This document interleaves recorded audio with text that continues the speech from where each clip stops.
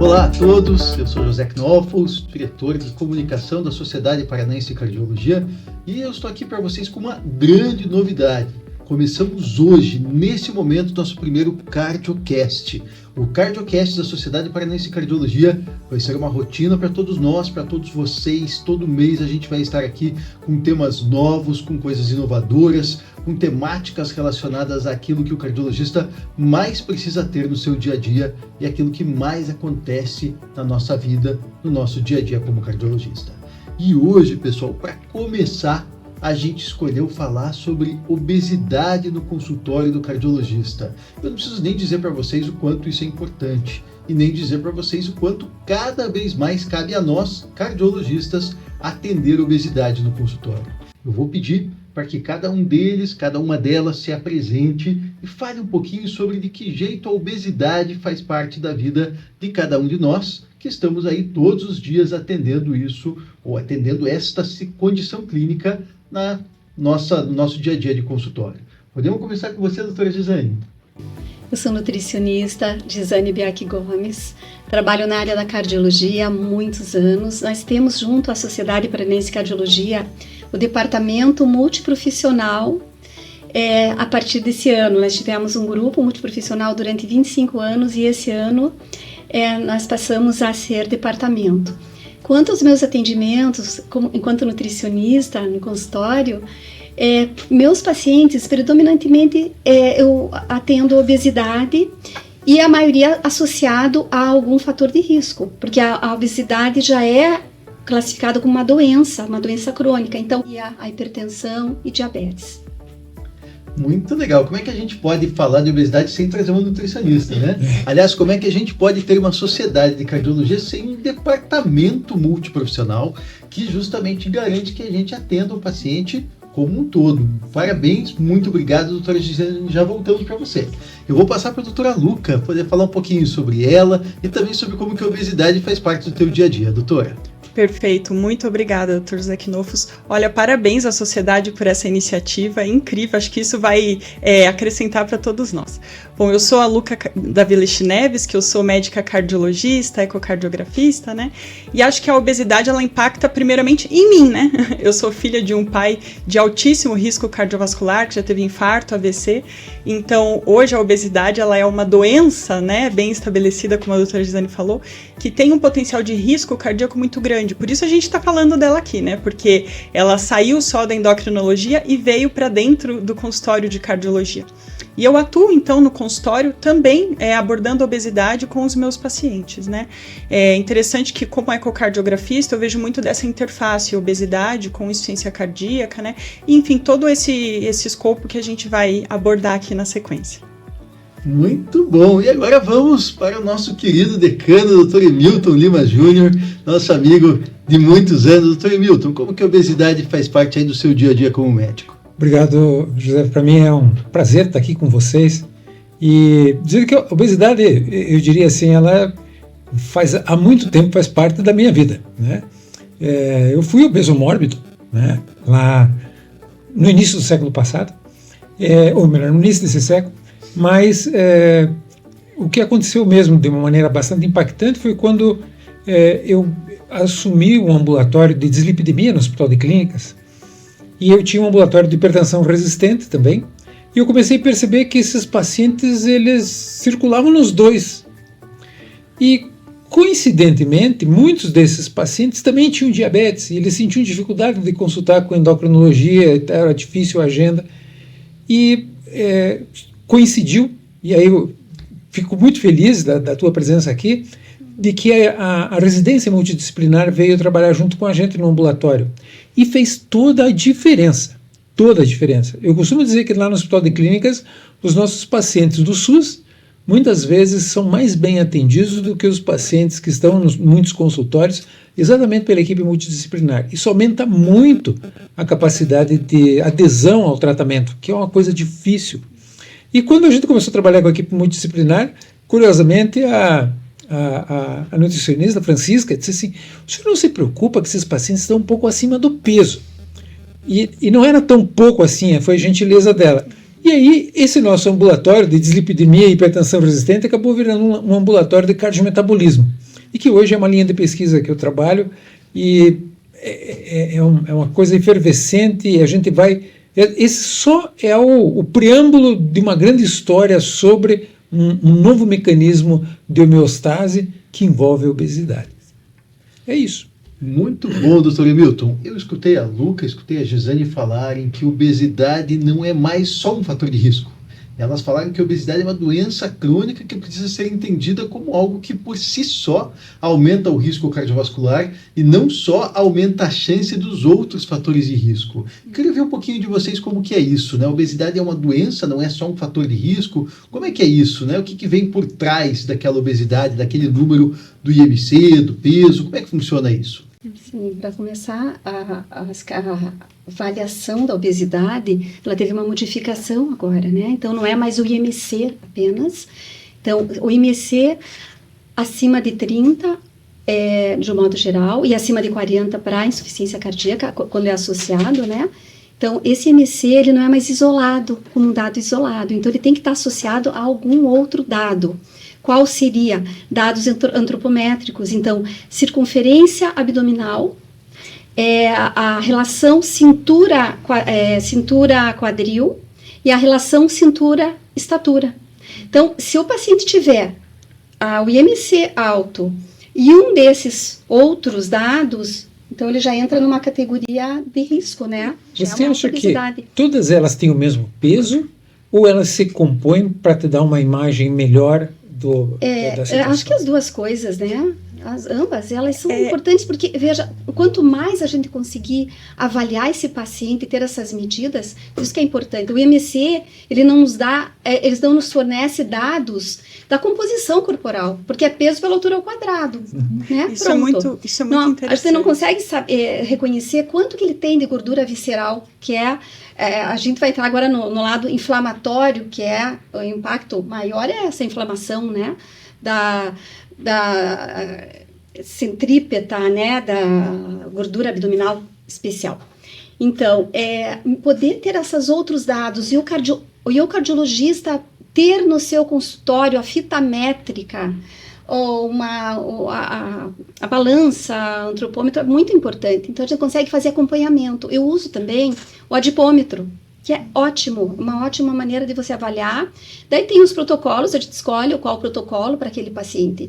Então, para conhecer daí sim a composição corporal, percentual de gordura, peso de massa magra, peso de gordura. Né? Isso é muito interessante, porque quando a gente olha para o IMC lá atrás, né, ele não nos fala exatamente sobre isso, sobre composição corporal. Cada vez mais, na verdade, é o depósito de gordura visceral que tem essa relação maior de risco cardiovascular, né?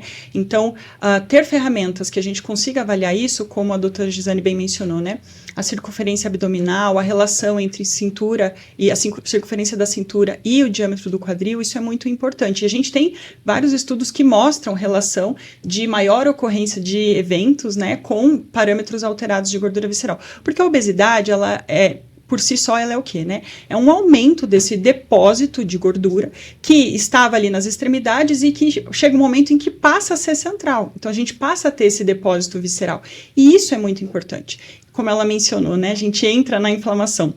Vou pedir licença para o Dr. Emilton para só mencionar a inflamação e passar a bola para ele, que ele é o rei da inflamação, mas a gente percebe, né, que nesses pacientes há um aumento de interleucinas, né, de citocinas inflamatórias, e isso se relaciona com maior inflamação em disfunção endotelial, né, maior inflamação ali no endotélio também, uma maior também ocorrência de fenômenos protrombóticos. Então, todos esses mecanismos são ativados. Por isso a gente diz que ela é uma doença complexa e multifatorial. Além dessa questão inflamatória, que o Dr. Milton vai falar melhor para a gente, não podemos esquecer que há também um depósito em vários órgãos. Então, quando eu tenho um depósito de gordura, por exemplo, na cápsula do rim, eu tenho um prejuízo na função renal. Em relação ao coração, além da questão microvascular, eu também tenho estudos, isso é bem interessante, porque Tem até um estudo que eu vi de um paciente que tem uma ponte intramiocárdica e o segmento do vaso intramiocárdico ele é mais saudável do que o segmento do vaso epicárdico. Por quê? Porque o depósito de gordura ao redor das coronárias ali epicárdico, ele é muito importante nesse mecanismo inflamatório e que vai acabar levando aos eventos da obesidade. Então, tem muita coisa que a gente pode falar sobre, né? Muito bom. Passando a bola aqui para o Dr. Milton, né? Inflamação, como é que é isso, né? O paciente obeso é o paciente inflamado? O paciente obeso é um paciente muito inflamado. Eu diria assim, talvez não é um exagero, mas isso que a Luca falou é bem a realidade. A obesidade visceral, ela tem uma capacidade, né, de produção de adipocina maior do que a obesidade, as células adipócitas subcutâneas. E isto que a Luca trouxe é interessante, isso me remete a gente estar finalizando uma dissertação de uma aluna na nossa pós-graduação, que a gente estudou composição de gordura corporal e desfecho do Covid, ainda olhando para trás lá no Covid. E o que a gente observou é que os pacientes, independente do peso, aqueles que tinham gordura epicárdica, eles tinham mais risco de morrer, de ser entubados, de permanecer mais tempo na UTI, do que os pacientes que tinham gordura subcutânea sem gordura visceral. Então, mostrando claramente, e tem um artigo que eu recomendo a todos que gostam desse tema, que é o artigo que saiu agora sobre adipocinas, insuficiência cardíaca com fração de ejeção preservada, do professor Milton Riediker. E o professor Milton, ele traz o fenótipo da insuficiência cardíaca ligado diretamente à produção de inflamação. Então, isso que a Luca falou, de que essa coronária que está em contato com os adipócitos viscerais sofre mais, é verdade. Que tanto quanto, ou mais talvez, que esse impacto sistêmico, também você tem um impacto local.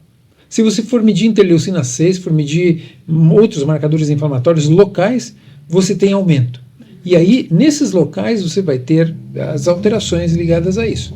Mas esse é só um começo. E aí eu acho que a gente precisava, talvez, revisitar, e aí eu coloco aqui, o conceito de síndrome metabólica. Porque o conceito de síndrome metabólica, ele hoje, modernamente, coloca a obesidade no centro, e aí essa visão que você colocou, que a Luca também colocou, de que a obesidade ela é vista como um fator de risco para uma série de doenças, né? Na verdade, ela deveria sair do centro, fazer parte desse círculo maior, e quem deveria vir para o centro é a inflamação. E se a gente tivesse a inflamação no centro, a gente começaria a enxergar uma série de outras coisas, como, por exemplo, doença hepática gordurosa, metabólica, depressão, demência, Alzheimer, doenças de pele, como dermatite e psoríase, está ligado à obesidade. Isso é por isso que fica cada vez mais difícil de separar a parte cardíaca da parte metabólica. Sem dúvida. Né? E aí, quando você traz um ambulatório de cardiometabolismo, é isso que a gente acaba fazendo o dia inteiro, né? Quer dizer, a gente talvez tenha tratado até hoje muito mais a ponta do iceberg do que o resto. Sem dúvida. Né? E a gente tem muito mais a buscar lá para baixo. Eu queria trazer um ponto de discussão aqui para vocês, que é a insuficiência cardíaca de fração de ejeção preservada. O Milton acabou de falar sobre isso. Qual que é a relação dessa inflamação com a insuficiência cardíaca de fração de ejeção preservada, e como que a obesidade e a ICFEP se conectam, e de que jeito a gente pode reduzir esse risco, tanto de ICFEP quanto de FA, com eventuais perdas de peso ou tratamentos específicos para obesidade. Queria ouvir de vocês um pouquinho mais sobre isso. É interessante a gente pontuar nesse sentido que a ICFEP, ela fala basicamente de um prejuízo no relaxamento desse ventrículo, né? Então, um paciente que tem obesidade, ele acaba tendo ali um enrijecimento desse tecido relacionado ao processo inflamatório, mas também por um certo infiltrado ali dos adipócitos, isso acaba prejudicando. Mas esse paciente não só isso, pelo ganho de peso, você tem um aumento do débito cardíaco, esse paciente, então você acaba tendo uma volemia maior, e daí esse paciente se torna hipertenso, né? Vários fatores que também são fatores de risco para o desenvolvimento da insuficiência cardíaca com fração de ejeção preservada. E dentro desse cenário, a gente tem o aumento do volume atrial esquerdo como um marcador, né, da insuficiência cardíaca da ICFEP, e a gente tem também esse aumento do volume do átrio esquerdo desencadeando a fibrilação atrial. A gente sabe que a fibrilação atrial é extremamente complexo, não é apenas o aumento do volume do átrio esquerdo, mas ele é, sim, um ponto muito chave no desenvolvimento dessa arritmia, né? E quando a gente fala em relação a como que eu vou diminuir a ocorrência disso, perda de peso de 10%, a gente sabe que é onde tem o maior benefício para que esses pacientes tenham menor progressão para fibrilação atrial, mas também, e isso eu acho muito interessante, doutor Emilton, que a fibrilação atrial no paciente que já possui, ele pode até ter uma reversão, uma redução da gravidade dessa fibrilação atrial com essa perda de peso. Então, mostrando que a obesidade, ela é crônica e ela conversa com outras doenças crônicas ao longo da vida do doente. Ela não é pontual, né? E aqui, deixando um gancho de algo que a gente vai falar mais para frente, por isso que o tratamento dela não pode ser pontual, né? Doutora Gisane, eu acho que agora te ouvindo um pouquinho, ela falou em perder 10%, Exato. perder 20%, perder 30%.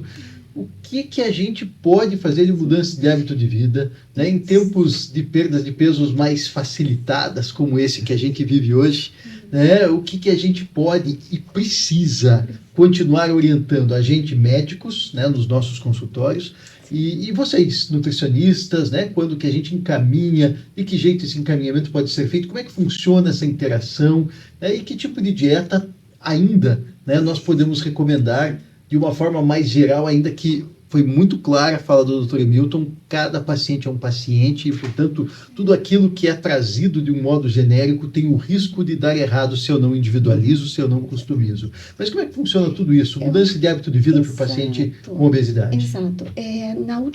Nessa nossa nova diretriz de obesidade, publicada agora em 2025, quando a gente vê na questão de modificações de estilo de vida, eu acho que ele está na parte 3, no 3.1, algo assim.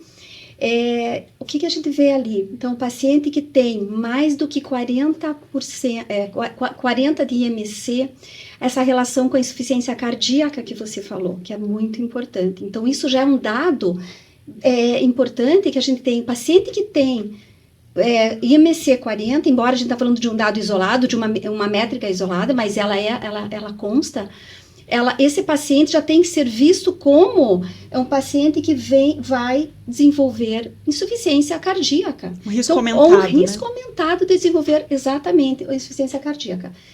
Então, eu tenho que ver esse paciente, ele tem que perder pelo menos 10% do seu peso. Como fazer isso? De uma maneira sensata. Porque o que a gente precisa colocar na mesa, né? O paciente ter a comida de verdade, mas da onde?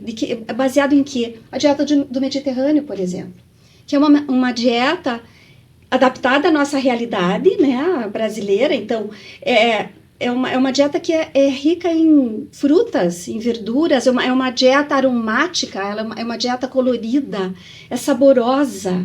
Então, tem muitas ervas, o azeite de oliva que está ali como o principal lipídio, o principal, que é o realçador, né? A gente sabe que é a gordura que realça o sabor. As frutas oleaginosas. Então, dá valor para esses alimentos in natura. Você acha que tem algum tipo de dieta que se concentra mais na perda de gordura subcutânea ou de gordura visceral? Existe uma diferença ou não? Não. O que vai existir é que o que tem que andar de mão dada? A dieta com exercício. Uhum. Sempre. Tá? Tem algumas pesquisas que mostram que é mais ou menos assim, em torno de 70% da perda de peso depende da dieta e 30% do exercício. Só que eles não podem andar separados. Uhum. Tá? E claro que tem variação individual disso. Isso é uma coisa bem genérica, esse percentual. Mas a gente coloca isso para o paciente para ele entender a importância dele fazer ambos, né? E aí eu acho, Zé, que tem uma coisa bem interessante. Hoje se fala muito em reganho. Exato. Né?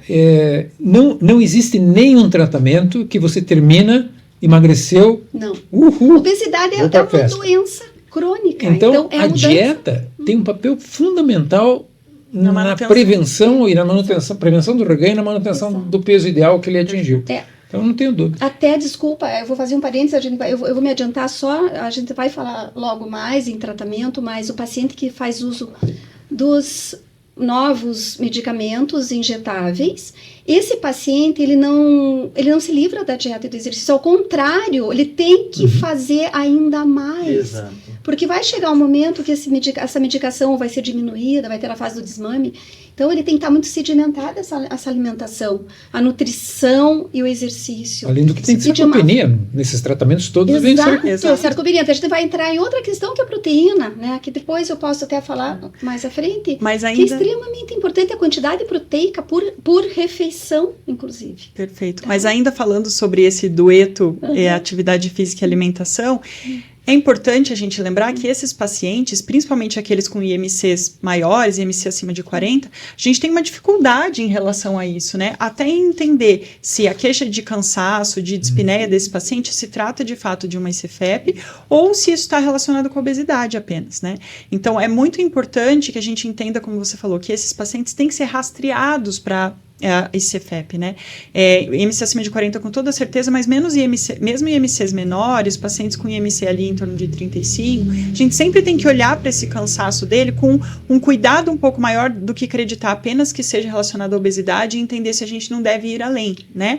E daí parâmetros de ecocardiografia, parâmetros laboratoriais, dosagem de BNP nesses pacientes, isso também é muito importante, lembrando que existem as particularidades do BNP nessa população, né? A gente tem que tomar cuidado, porque eles não têm o mesmo valor de corte da população com IMCs menores, né? Eu estou falando do IMC aqui porque o que a gente tem de relação ali é isso, mas a gente lembra da circunferência abdominal, de todas as outras documentações. Né? Que a gente vai utilizar. Muito bom, pessoal. Agora a gente vai ter que falar da outra parte, né? É claro que a gente não pode jamais perder de vista estilo de vida, né? O paciente precisa comer saudavelmente de uma forma permanente, não só num período específico de tempo, e fazer atividade física também continuamente. Mas, claro, a gente tem cada vez mais os injetáveis na nossa mão, né? Não só injetáveis, existem medicamentos orais também, não são poucos, né? Que nos permitem hoje uma perda de peso mais eficaz. Né? A gente tem novas classes farmacológicas que já têm alguns anos aí de experiência e para as quais a gente tem ganho um pouco mais de vivência no nosso dia a dia. Então eu queria escutar de vocês, primeiro dos cardiologistas, depois da nutricionista, né? De que jeito a gente deve reconhecer a utilidade desses medicamentos e também quais benefícios cardiovasculares eles oferecem além da perda de peso. Vamos escutar um pouquinho, doutor Milton, doutora Luca, e depois eu queria ouvir na expectativa da nutricionista, do ponto de vista da nutricionista, como que você está enxergando esse momento do tratamento da obesidade. Eu me afasto um pouco desse cenário, né, da prescrição, da receita, e procuro entender um pouco o que representa essa medicação, o que representa as incretinas. Né? E eu consigo vislumbrar de que nós estamos diante de um grande sistema de homeostase. Assim como inicialmente descobrimos o sistema nervoso autônomo, depois o sistema renina-angiotensina, hoje nós começamos a entender que provavelmente existe um terceiro mecanismo de homeostase, que é o sistema incretínico. Né? E esse sistema incretínico, ele fica muito claro que ele só era um medicamento coadjuvante para tratar diabetes. Coadjuvante, ele não era nem para ser ator principal. E de repente, graças a Deus, desde 2008 tem que mostrar segurança cardiovascular, a gente acabou descobrindo que alguns medicamentos trazem uma série de vantagens. E eu lembro que logo que saiu a semaglutida, dentro do nosso grupo, eles diziam, onde é que tem receptor de GLP-1? Teoricamente deveria ter só no intestino, ou de uma maneira muito mais rica no intestino, onde a gente tem uma concentração muito maior no cérebro. E aí a gente começa a tentar entender o que é que isso está fazendo no cérebro, ou no átrio esquerdo, ou nos vasos, obviamente, no sistema digestivo. E quando a gente olha isto como um sistema de homeostase, você vê que esses três sistemas se conversam. O sistema renina-angiotensina, assim como o sistema incretínico, um desequilibra o outro quando acontece alguma coisa errada e que fala com o sistema nervoso autônomo. Então, esses medicamentos eles têm uma ação muito maior do que a gente pode inicialmente estar enxergando. Já tem aí uma série de estudos que mostram, e até agora, eu não me convenci que isso é um efeito classe. Porque tem um dado muito interessante, né, da comparação entre a semaglutida e a tirzepatida. A tirzepatida tem um impacto na perda de peso inegável, superior à semaglutida. Mas daí, quando você vê a capacidade dela reduzir evento cardiovascular, é 12%. É igual a da dulaglutida, porque afinal de contas foi isso que o estudo mostrou. Enquanto a semaglutida dá 20% em paciente não diabético e 26% em paciente diabético. Quer dizer, talvez não seja só efeito classe. E a gente vai ter que entender muito mais disso, porque agora virão os triplos, virão os quádruplos, e que a gente... Ok, vamos perder peso, mas para nós cardiologistas é importante. Mas se nós pudermos oferecer proteção cardiovascular para o nosso doente, é muito melhor.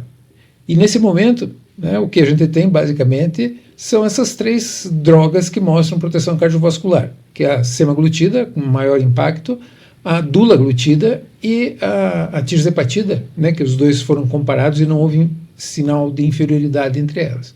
Então, eu acho que a gente ainda vai ter que aprender bastante.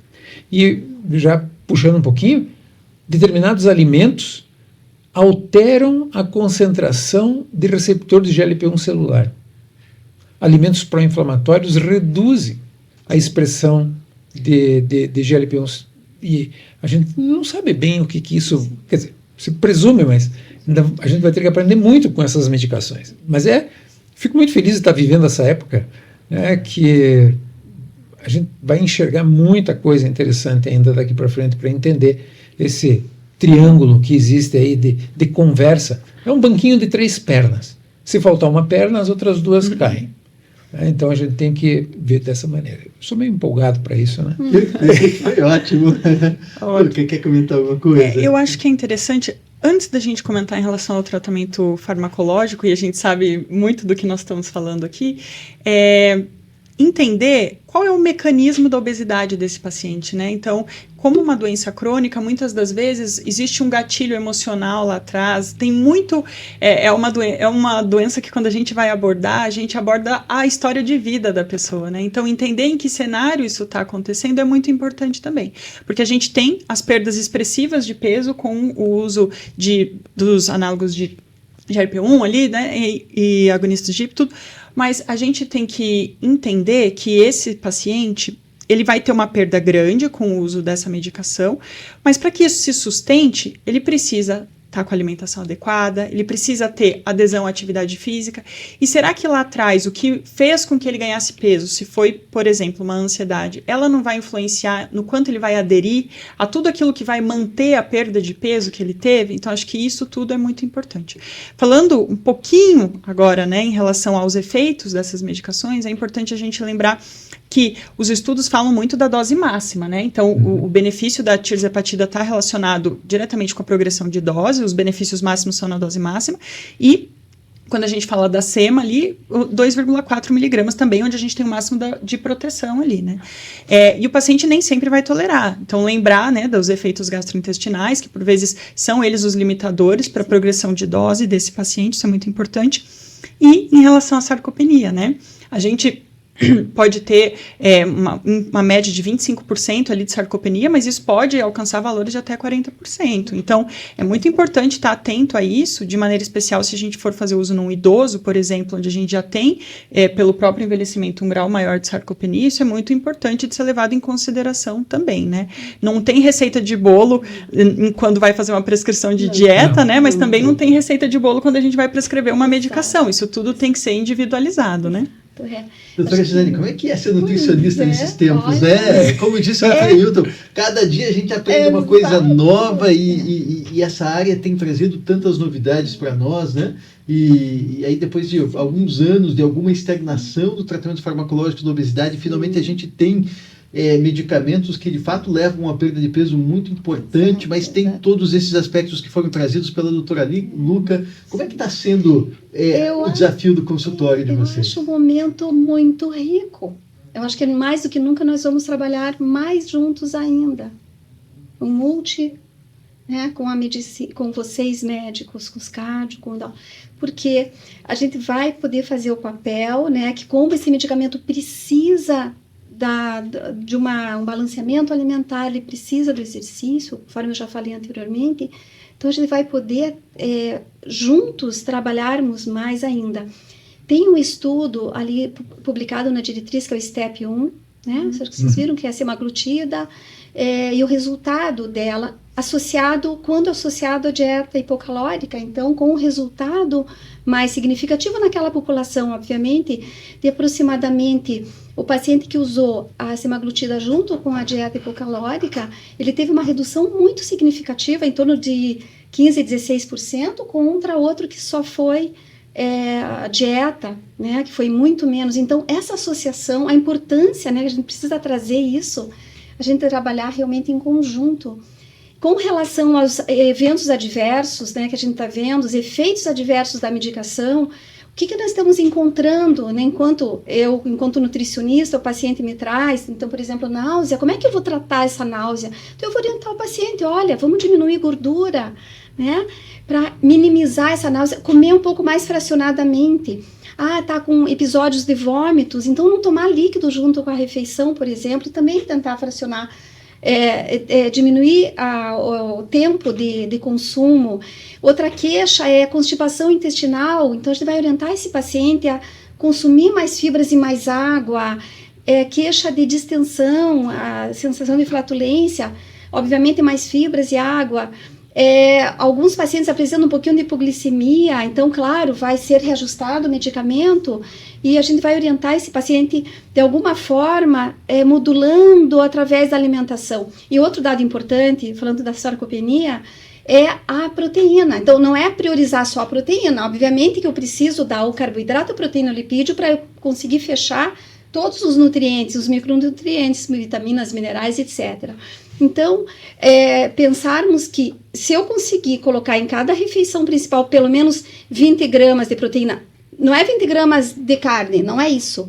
Tanto de carne que tem tanto de proteína. Exemplo, 120, mais ou menos, 150 gramas de carne tem mais ou menos 20 de proteína, tá?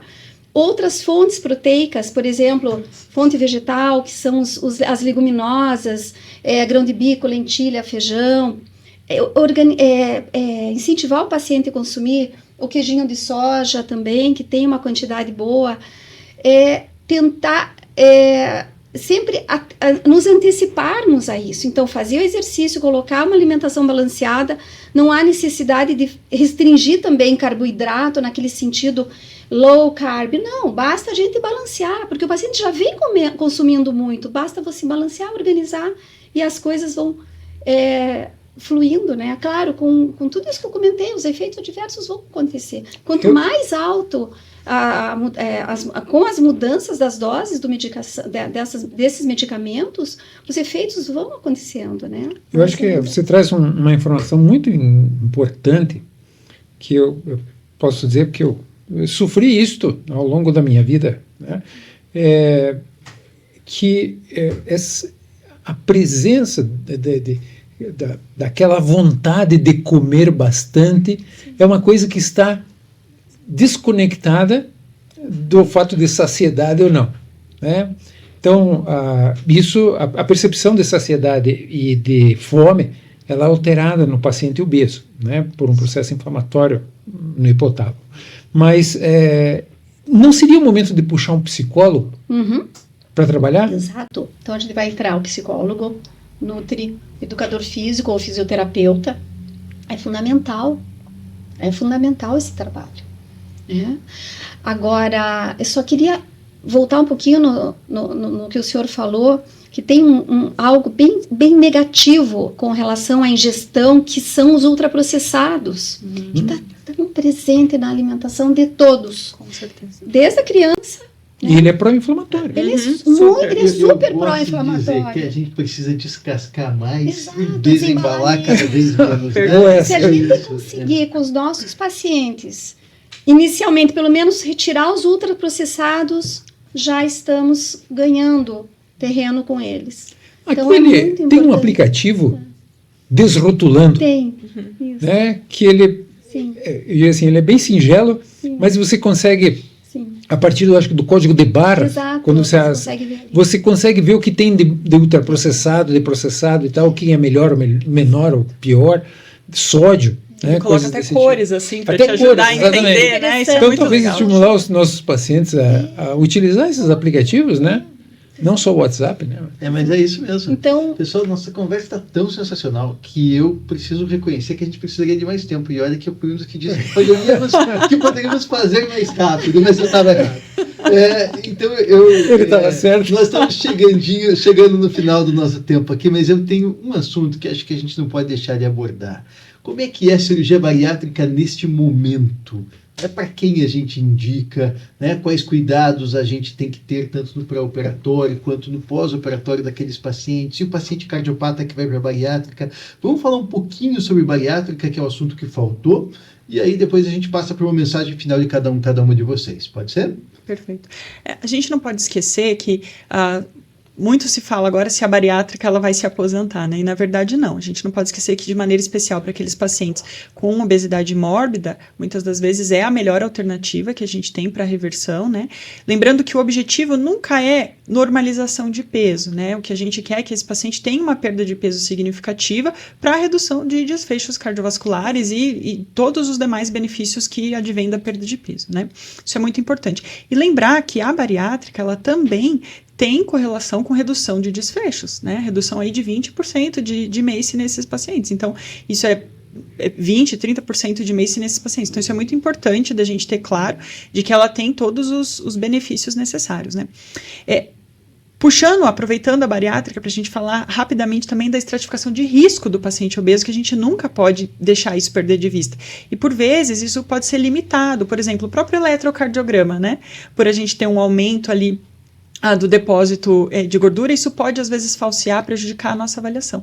Então, a avaliação pré-operatória desse paciente, ela tem que ser bastante cuidadosa, porque a avaliação funcional dele, por vezes, é limitada, como a gente já mencionou, né? Então, pode ser necessário uma propedêutica um pouco mais avançada do que, eventualmente, o eletrocardiograma e um exame laboratorial. Bom, acho que a cirurgia bariátrica, ela continua. Eu acho que o obeso mórbido, sim. É interessante que a gente também tenha aqui, assim como com as medicações, a cirurgia bariátrica, ela é de perda individualizada. Eu tenho pacientes que eu vou fazer uma cirurgia e que eles vão perder mais, outros que vão perder menos, assim como a medicação, é do mesmo jeito. Quer dizer, eu não consigo prever antes. A gente tem alguma coisa, Luca, que é mais ou menos conhecida, quer dizer, quanto maior a perda. Né? Mas isso não quer dizer normalização. E talvez eu traga aqui uma outra situação, que é a utilização desses análogos de GLP-1 associados à cirurgia bariátrica. Em especial nos pacientes que já têm doença coronariana. Porque acelera a perda, você aditiva a perda deles com proteção. E talvez depois, até porque o bariátrico, como perde muito rápido, os modelos de cirurgia bariátrica hoje, o reganho é muito imediato logo depois de que ele perde, porque ele vai ficar feliz da vida e vai para a churrascaria e vai comer tudo de novo.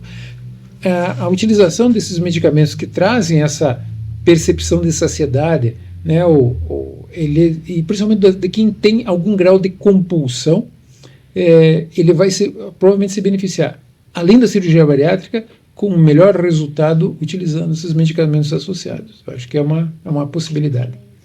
Mas veja que interessante, né? O Dr. Emilton falou da compulsão.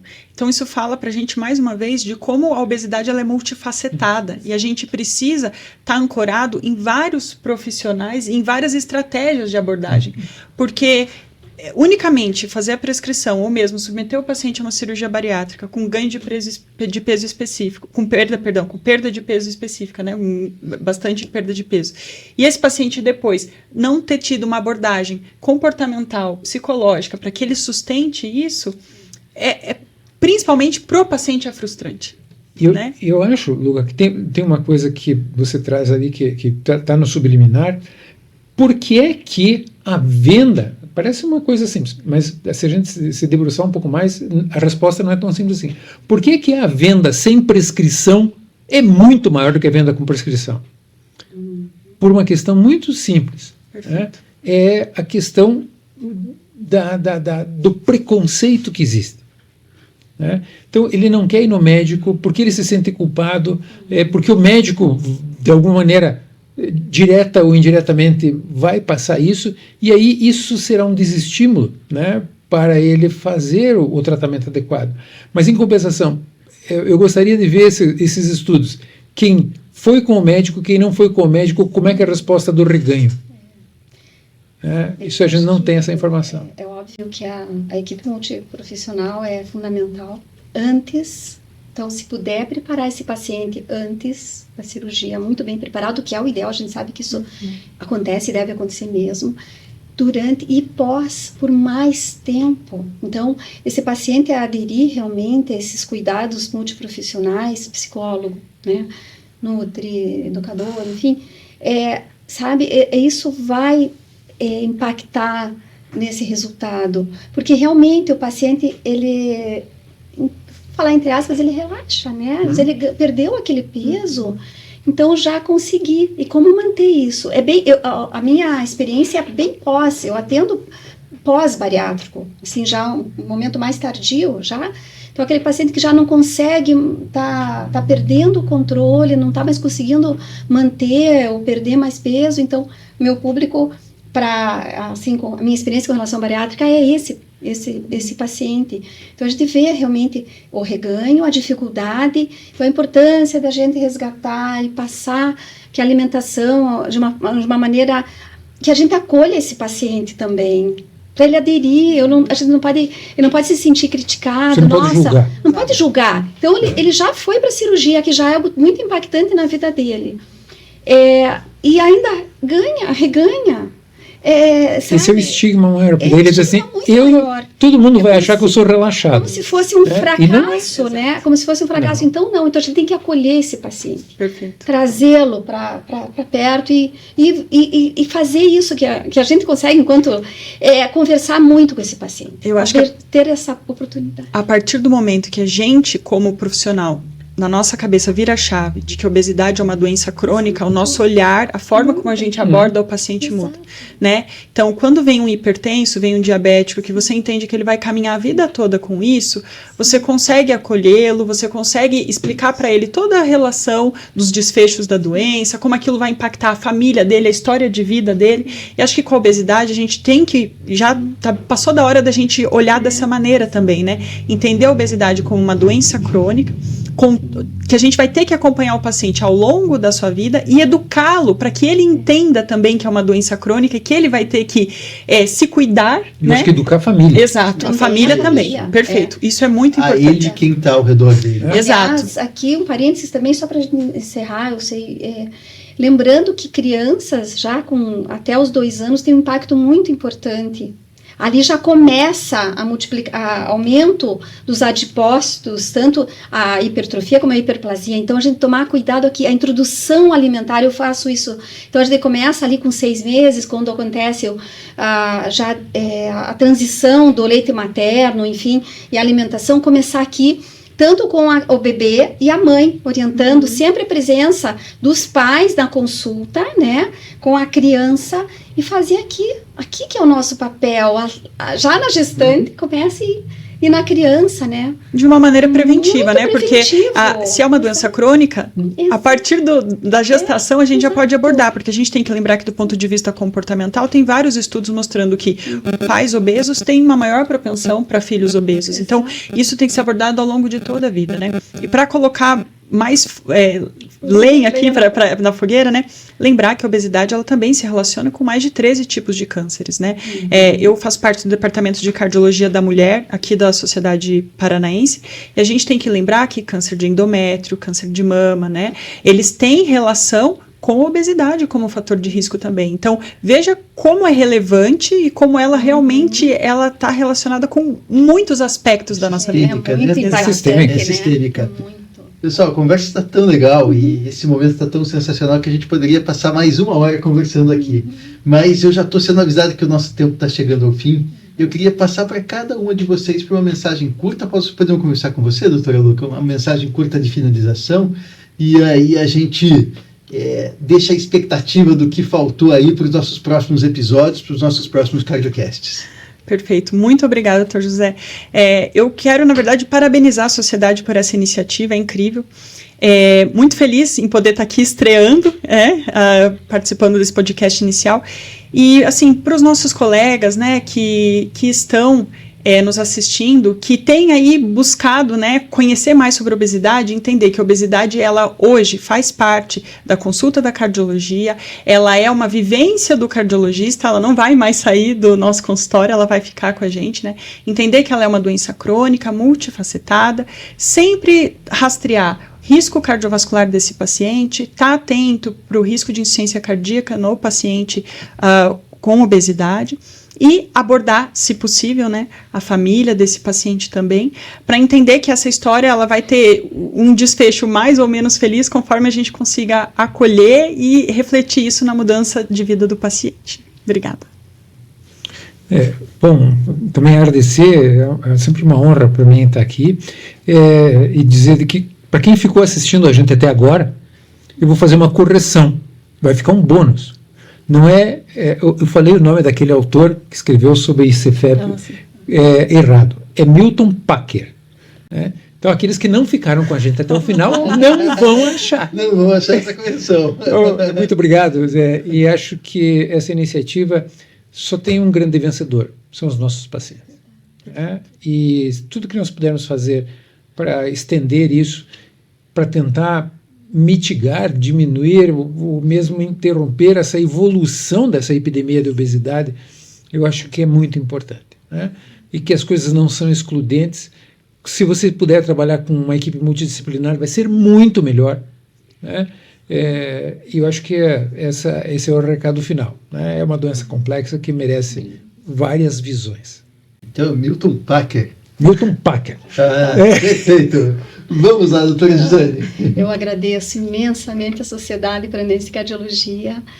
Nós estamos ali há 25 anos, junto com os cardiologistas, iniciamos com um grupo multiprofissional, onde na primeira gestão eu fui diretora, e esse ano nós tivemos a oportunidade de passar departamento.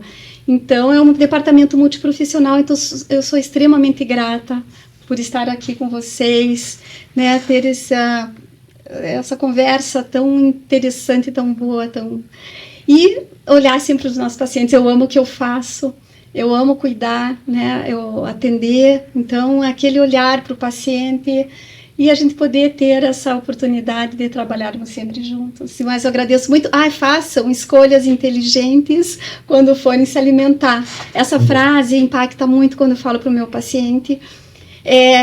Saibam o que vocês vão escolher, né? Então, tentar fazer escolha a vida. Exato, escolha a vida, escolha a saúde, né? É isso. Obrigada, muito obrigada. Queria agradecer também cada uma de vocês, também a doutora Milton. Obrigado. Foi um momento incrível, realmente digno para o nosso primeiro CardioCast.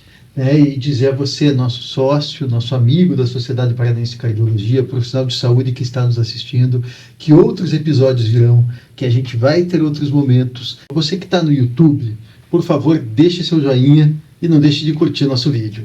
Aqueles que estão nos agregadores de podcast, nos avaliem com as suas estrelinhas. E não posso deixar também aqui de trazer minha grande gratidão ao pessoal da CACOI, que está aqui montando esse momento para tornar possível essa transmissão para cada um de vocês. Um abraço grande e até a próxima.